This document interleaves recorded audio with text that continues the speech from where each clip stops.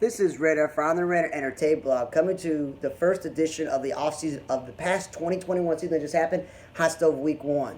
14 players received qualifying offers. Brandon Belt is most likely going to stay with the Giants, but anybody would love to have a two-way player. Conforto can never stay healthy, but he's a great two-way player. Castellanos is a great offensive talent. Carlos Correa is a great offensive talent. I don't know what's up with these gold gloves, but those guys like Castellanos and Correa, people will definitely be running to sign them.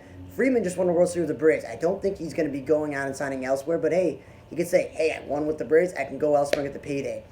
Robbie Ray and Ronald Rodriguez, health has been an issue, but they're both good, healthy. When they're healthy, they're quality starting pitcher. Raciel Iglesias had a rebound year with the Angels closer. The Angels stink, so he probably is going to leave. Corey Seager, health has been an issue, but him offensively with Marcus Semien and Trevor Story, they're three pretty good offensive shortstops. Story's probably the best defensive one, and the Rockies aren't that good, so definitely the three of them will probably be going elsewhere.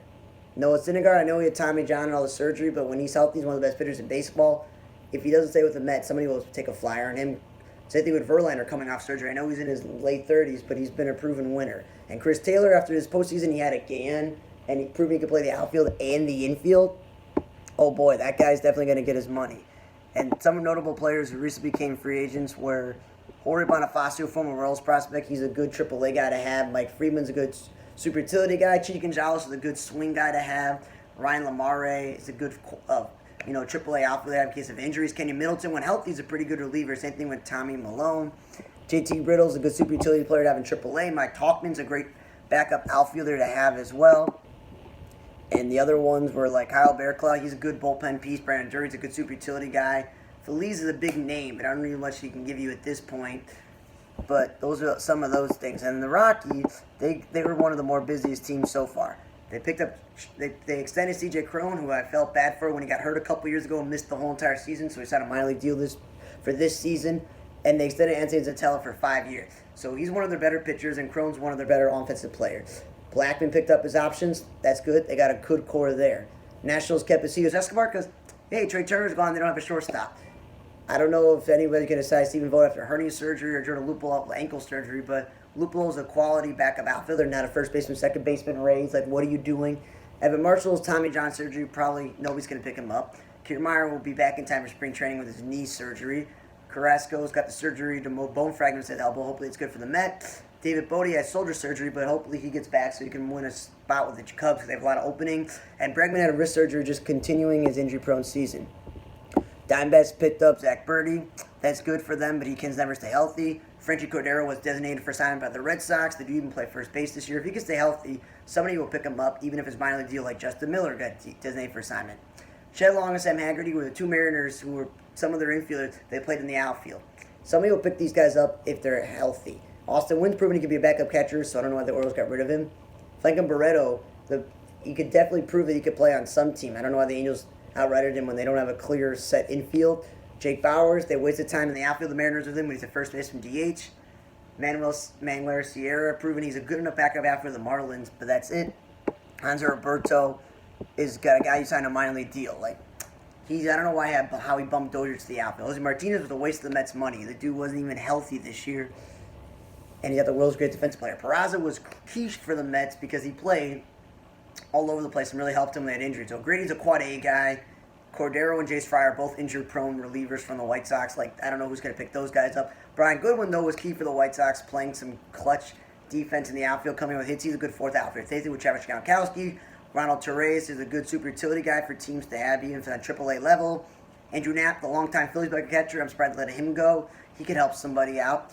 Ronald Guzman lost his job to Nate Lau, so probably somebody will sign him to a minor league deal because he has some potential. Chase DeYoung can never stay healthy, but when he does, okay reliever. Max Bush, same thing, okay when healthy. Max Moroff is a AAA quad utility player guy. Terrence Gore, speed and defense, saw about on the podcast. He can win you games in the postseason. The retirements for Bubba Starling and Buster Posey, which I've already mentioned on the Radar podcast. You can get that every week on Google, Apple, or Spotify. And the latest ones are Joaquin Soria and Brett Cecil. I'll get more of those on the podcast. Marlins have extended Miguel Roa. I feel like he's blocking, Jazz Chisholm, but maybe somebody else, maybe they can trade him. Mel Stoudemire is staying as the Marlins pitching coach, and Gerald Herron is staying the Pirates AAA pitching coach. Those are coaching moves I didn't get to in the last podcast. Kyle Seager, though, the Mariners said, goodbye. I'm surprised. He's the longtime player. from all the years he played there, when he retires, he'll be the greatest third baseman in Mariners history. Sorry, Adrian Beltre, your years weren't that great. Edgar Martinez at DH. So I don't know how many teams are right now out there looking for a third baseman, because there's a lot of teams have good third basemen, like the White Sox and the A's and the Astros. Just to name just a few of them, in the Red Sox. So it's like, I don't know. But there'll definitely be a lot of people. Both Seager brothers are free agents. Maybe one team that has no infield help on the left side will sign both of them. Joe Kelly, the Dodgers let him go. Definitely somebody will pick him up. Duval Herrera and Andrew McCutchen. I know somebody will pick up both those guys. McCutchen still got a Herrera's proven he can come back. Dylan Betances never stay healthy. I don't think anybody will sign him. Pedro Severino, he's proven that he could be a catcher. He's not a starting catcher, but somebody should pick him up as a backup. And then Cole Calhoun was injury prone the last 2 years, but when healthy, he's a good quality two-way player. I think somebody will pick him up. Same thing with Kevin Pillar, Gogo Caliber center fielder, Tyler Clippard and Jake Diekman. Those are good relievers. Somebody will pick them up. Matt Carpenter, I don't know if he's going to retire. He hasn't been healthy, but he has proven I can play second base okay, third base okay, and I can play first base. Somebody that needs a guy, a multi-inning pinch hitter, that will take him up. Carlos Martinez, I don't know if the Cardinals are going to re-sign him or not, but somebody will sign him because the dude has pitched as a closer pretty well, which is not really his game, and he's been a good starter when healthy. Somebody will definitely pick him up. And then Ian Desmond, the Rockets said goodbye because the dude opted out last year. We understood because of COVID, and this year with all the racial profiling, all this other stuff, it wasn't just COVID. I don't know if anybody's going to give him a single penny because the dude doesn't want to play. Just say goodbye. Darren O'Day, when healthy, he's a good reliever. I just know who pick him up. Brett Gardner is in his late 30s, but he this year I thought could have won a Gold Glove. He was that good in center field this year. Cesar Hernandez, we all know he can field, but can he hit? So I know somebody in the second base that doesn't get one of these big-time infielders will pick him up. Jack Peterson, after the World Series he has, a lot of teams will pick him up as a corner outfielder. Like the White Sox should, just as a local one. Kyle Schwarber, local former Cubs player. Somebody should pick him up. Now, he did play some first base this year for the Red Sox, but somebody in the American League needs to sign him exclusively to their DH. Johnny Cueto's up there in age and can't stay healthy. I don't know who's going to sign him unless it's like an incentives-laden deal. Nick Whitgren is a good reliever to sign to a minor league deal. Luke Malley has proven that he could be a good backup catcher, so somebody will pick him up. Maybe the White Sox, maybe the Indians because they don't have a starting catcher. Eric Yardley is an okay pitcher, but it's a minor league deal for him. Keon Kella, if he's healthy, he'll get a deal. But right now he's coming back from surgery, so it'll probably be an incentive-laden minor league deal. Marisnik is a good quality fourth outfielder. We just know he can't hit or stay healthy that long. Colomé had a horrible time with the Twins after leaving the White Sox. Maybe somebody will sign him as a chance to rebound. The Indians getting rid of Roberto Perez, as I mentioned, is the surprising thing because everybody was in Cleveland like, oh, he's a great catcher, and he's pretty clutch. But they just let him go because this year he was injured and they thought it wasn't worth it. So the Indians need a catcher. I don't know. He probably, if he signs with a good team, he'll be a backup. I don't know who will sign him unless they really need a starting catcher. Jason Shreve, another relief pitcher, get a minor league deal. Drew Hutchison and Ian Kroll, the Tigers let go. Both those are minor league contracts for relieving and starting. Royal Jacob Junis, who's eaten a lot of innings for them. Some team could probably use him as a fifth starter. Josh Tomlin has been a full-time reliever of the Braves. They let him go. He's proven he could be a good enough reliever. Sony will pick him up. Martin Perez can't stay healthy, and he hasn't been good for the Red Sox. I don't know who's going to pick him up unless it's a minor league deal. Rex Brother, another minor league pitcher for a deal. Fultonevich pitched okay for the Rangers this year. I just don't know if he's going to get a huge deal. Quackenbush, proven he was healthy enough, but it'll be a minor league deal. Chris Davinsky was a little bit hurt this year, so it'll probably be a minor league deal. Delino DeShields Jr. is always going to be a minor league deal because he can't hit, but he can field and steal bases. Jose Quintana, hopefully somebody will sign him and he can get a rebound year as a starting pitcher, maybe the White Sox, because he's not a relief pitcher. It's not his game. Drew Anderson, that's a minor league deal waiting to happen. John Gant's a good swing guy. Ryan McBroom and Moreno Nunez have gone overseas. Ryan McBroom is that quad A player who's not that amazing in the major leagues, but he's still good at the minor leagues. And Ronald Nunez, the Tigers wasted him this year. This dude, when he's on the Orioles, could easily put up 20 home runs, 80 RBI. Tucker Barnard got traded to the Tigers. The Tigers, I don't know. They've always been saying Jake Rodgers is their catcher of the future, their prospect, so they weren't rushing him.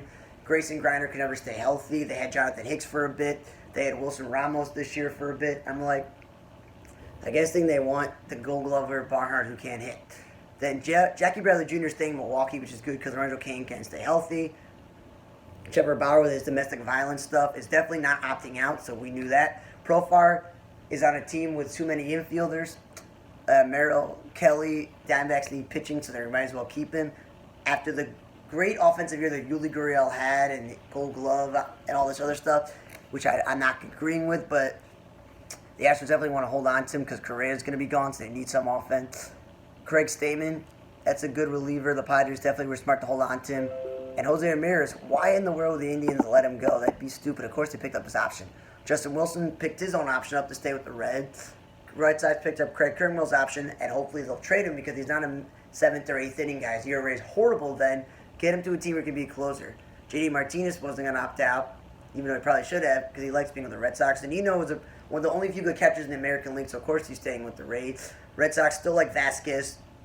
He's been more healthy over the years, and the Giants like Wilmer Flores' flexibility and his hitting ability. Kikuchi, he had a pretty good year this year, made the All-Star team. He goes, you know what, I'm going to opt out, see if I can get more money. That may work out in his favor. Chafin opted out. Definitely somebody will pick him up. He had a good enough year. Avi Garcia had a pretty good year. Somebody will definitely pick him up. As I mentioned, Castellanos got a qualifying offer. He definitely because he opted out of to become a free agent. And Mark Melancon had a great year where I thought he was reliever of the year. They gave it to somebody else. That's a smart one.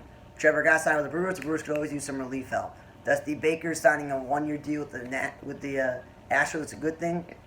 Unfinished business there. The Nationals coaching staff, man, it's got stacked with major leaguers on there. Eric Young Jr., Gary Giscardini, Darnell Colson, Ricky Bones. That's not a bad coaching staff. Cubs picked up Wade Miley, who's always been good as a back-ending guy. Probably would have liked it if he went to a contender because the Cubs are not going anywhere. Giants claim Austin Dean. The Giants have a lot of corner outfielders who can't play center field. That's another one. Angels don't really have a shortstop unless Fletcher's their shortstop. So really, Andrew Velasquez is replacing Frankie Pareto on the active roster. Twins picked up Jarrell Cotton. The Rangers use him as a reliever this year, but he is more of a starting pitcher when healthy. So maybe they need pitching there. Ref Schneider, on the other hand, they got rid of him. That's fine. Giants picked up Hunter Harvey, a former Orioles starting pitcher turned reliever. The dude can't stay healthy. But what if he does stay healthy and he proves to be a great setup man for the Giants? What would that be? Red Sox picked Tim LeCastro, who got hurt and missed all of the year for the Yankees. The Red Sox are like, we just need some outfield depth in case of injuries. And the Pirates claim Greg Allen again.